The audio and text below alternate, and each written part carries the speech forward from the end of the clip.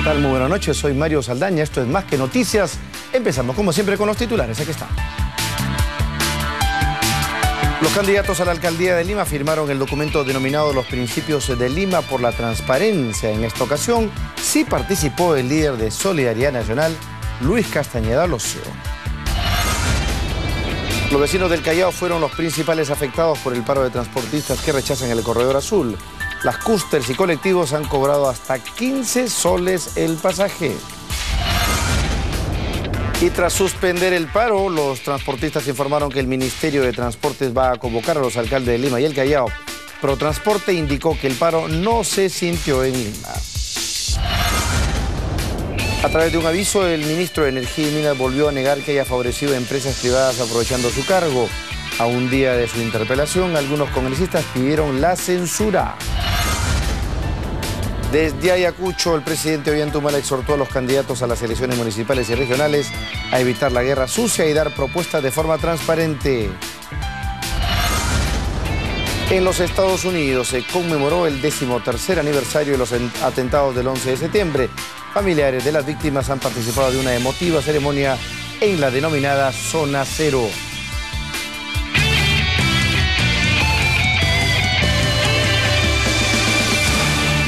Arrancamos con información en vivo desde el Congreso de la República con nuestro compañero Juan Carlos Portilla. Juan Carlos, ¿cómo estás? Buenas noches. Mario, ¿cómo estás? Buenas noches. Así es, estamos aquí en el Parlamento Nacional, el segundo de 3 plenos consecutivos. Ayer tuvimos uno bastante extenso sobre el presupuesto general de la República. Este es un pleno ordinario y mañana tendremos la interpelación al ministro Eliodoro Mayorga, que como se ha señalado ha publicado hoy un extenso aviso en los periódicos tratando de deslindar con las acusaciones del lobista. Hoy día también se han visto temas importantes y de repente sobre imágenes tenemos la votación por la cual la mayoría del Parlamento decidió no sancionar con 120 días al congresista Jorge Ribarachín.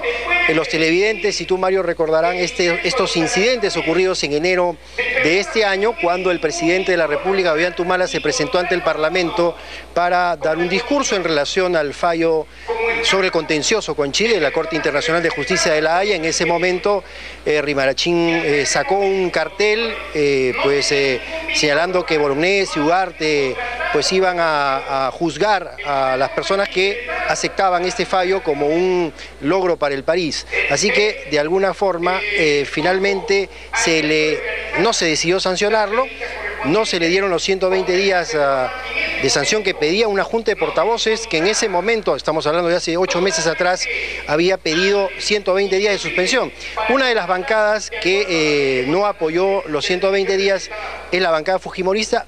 Y precisamente Jorge Ribarachín mencionó el caso de Marta Chávez cuando ella interrumpió el discurso del presidente de la República cuando asumió el mando el 28 de julio de 2011. Así que hemos traído a Marta Chávez para que nos diga exactamente por qué la bancada fujimorista decidió no apoyar la suspensión cuando a usted en su momento también se la suspendió por haber interrumpido, como yo decía, el discurso del presidente ante dignatarios extranjeros, como se ha hecho. Y cabe decir, Mario, que hoy día también los congresistas se han disculpado, muchos de ellos, con Marta Chávez, porque han dicho que cometieron un error.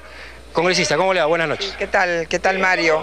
Mis saludos a sus televidentes. En verdad es un día especial para mí. Yo digo, la vida tiene caminos bastante extraños, porque hoy día justo se cumplen 22 años que nosotros creamos nueva mayoría para agrupar a las personas que fueron convocadas por el presidente Fujimori, como yo, con nuestra capacidad técnica y que no participamos en el proyecto inicial del fujimorismo.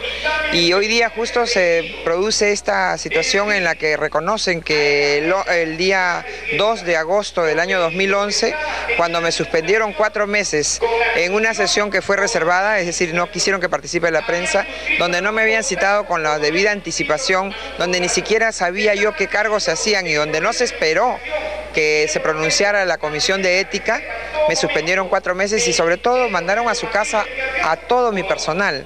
Entonces, hoy día pues algunos han señalado que se equivocaron. Vale ese reconocimiento. Nosotros no hemos votado a favor de suspender al señor Ribarachín porque entendemos que son expresiones dentro de su derecho a libertad de expresión, dentro de su libertad como representante del pueblo. y por el hecho también, en mi caso particular, porque si el señor Humala lo trajo, ¿por qué se va a quejar de que uno que vino con él luego le saquen las castañas al fuego, le pongan las castañas en el fuego? Yo creo que no se justificaba de ninguna manera, más allá de las discrepancias inmensas que tenemos con el señor Rimarachín, que se le sancione por una expresión de su pensamiento.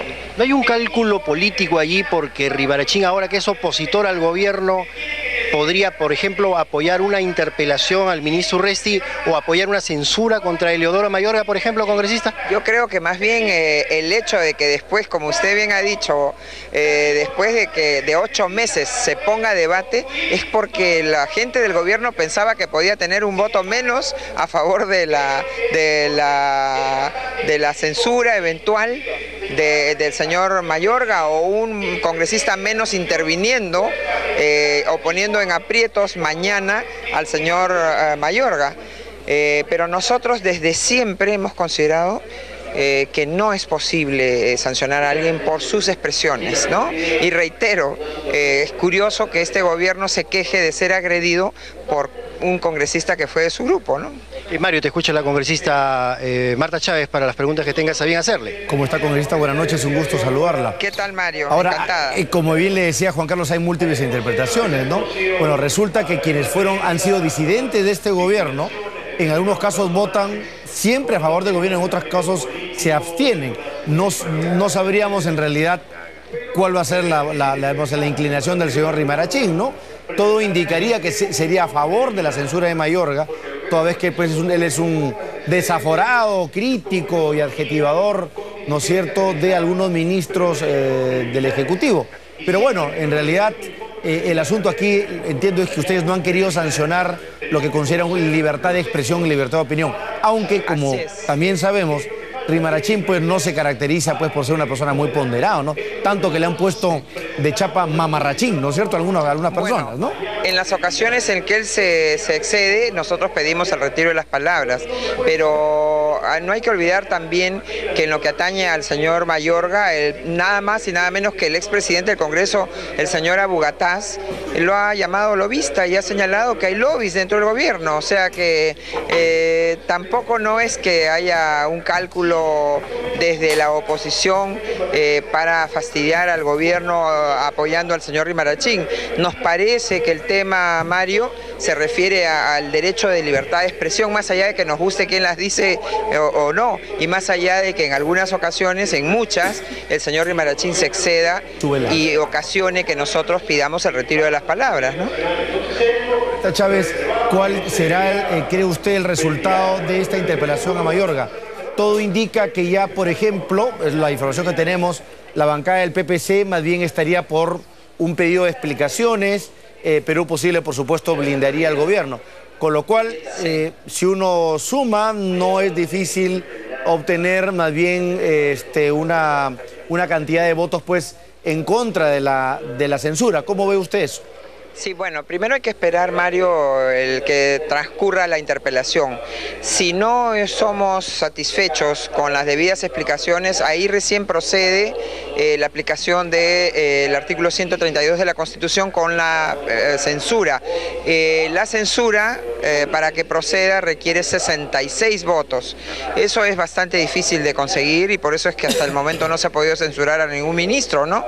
Entonces, pero sí, sabemos, también ha trascendido en los medios, en las redes sociales, sobre todo de esta anuencia o este apoyo del PPC. Sus razones tendrán, habrán ya recibido ellos directamente las explicaciones o estarán involucrados con alguno de los intereses que defiende el señor Mayorga.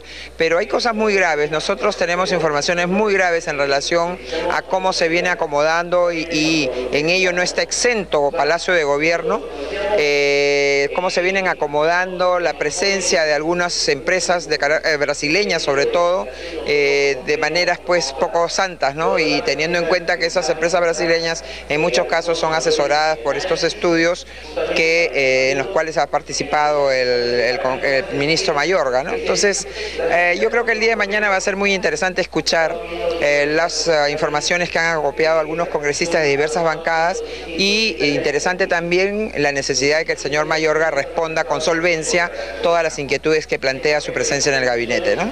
Bien, perfecto. Con esta Marta Chávez, muchas gracias por atender esta llamada. Seguramente vamos a seguir informando del Parlamento Nacional a través de Juan Carlos Portilla. Gracias, doctora Chávez. Regresamos contigo, Juan Carlos, en cualquier momento. Ahora les informamos que los vecinos del Callao fueron finalmente pues, los principales afectados por el paro de transportistas que rechazan el Corredor Azul. Cústers y colectivos han cobrado hasta 15 soles el pasaje. El anunciado paro de transportistas del Callao que rechazan la implementación del Corredor Azul tuvo un fuerte impacto en todo el primer puerto. La gran cantidad de personas en los paraderos reflejaba la poca presencia de unidades de transporte público en avenidas como el Merfoset y la Marina. Que vienen del Callao hasta Lima, están yendo y están cobrando lo demás. Yo tengo ya más de una hora fuera de mi casa y con la cocina ir a mi trabajo y no puedo. Señora, pero no debería ir una sola persona delante. Pero ¿cómo estamos acá? Si no tenemos ni para poder movilizar. Como no podía ser de otra forma, algunas cústers y taxis colectivos hicieron su agosto al cuadruplicar los pasajes. Las personas que se desplazaban por tramos cortos tenían que pagar entre 4 y 6 soles. Los pasajeros mostraron su incomodidad porque debían esperar hasta más de una hora para abordar algunos de estos vehículos. A otros no les importó arriesgar su vida y la de sus hijos al transportarse en camiones. ¿Cuánto le han cobrado por viajar aquí? ¿Un sol desde dónde? Desde el aeropuerto. Con un niño. ¿Y usted los deja viajar aquí en el camión?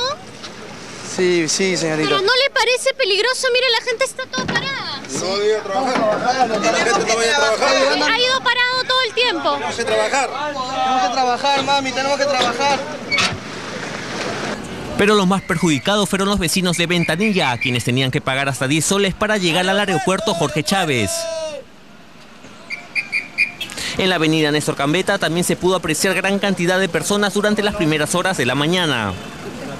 Tendría que nuevamente irme a pie, porque las motos ahorita están cobrando caro y se aprovechan. ¿Cuánto están cobrando las motos? Menos 5 soles, porque yo vivo la parte de arriba. De mi Perú. De mi Perú, exacto. Y de Pachacuti hacia acá también se sufre, porque hay un montón de gente y no hay micro, pues, ¿no? ¿Cómo ha venido usted de Pachacuti? Un colectivo, ¿no? ¿Cuánto le cobra el colectivo? 4 soles hasta acá. ¿Normalmente cuánto está? Un sol. Un sol. Los autos cobran 4 soles. ¿Y ahora? Y de aquí, por ejemplo, irme hasta, dicen que están llegando solamente hasta el aeropuerto de May, 8 soles. Pasado el mediodía, los dirigentes de los transportistas anunciaron la suspensión del paro y en horas de la tarde la situación se fue normalizando gradualmente. Bueno, hemos estado presentando en estas semanas, ustedes saben, a los principales candidatos tanto a la alcaldía provincial como a los distritos de Lima. Y ahora queremos abrir un poquito más la cancha porque ustedes saben que el Perú es mucho más grande que Lima y efectivamente vamos a empezar ahora a entrevistar a algunos candidatos a presidencias regionales. Me acompaña el día de hoy el doctor Rafael Aita, candidato a la presidencia regional de Lambayeque por el Partido Popular Cristiano. Rafael Aita, ustedes recordarán, ha sido ex viceministro de Defensa y también parlamentario. Para mayores indicaciones, Rafael Aita fue uno de los parlamentarios que lideró la famosa reforma del cierre de la 2530, un tema que costó políticamente mucho sacarla adelante, pero que al final se logró después de mucho esfuerzo en la época del gobierno del presidente Alejandro Toledo. Pues ahora el señor Aita ha mirado a su natal Lambayeque para tratar de proyectar, digamos, su actividad política en la región en la que se ha desempeñado toda su vida. ¿Cómo está, señor Aita? Un gusto, buenas noches. Gracias por acompañarnos. Gracias, Mario. De verdad me siento en casa.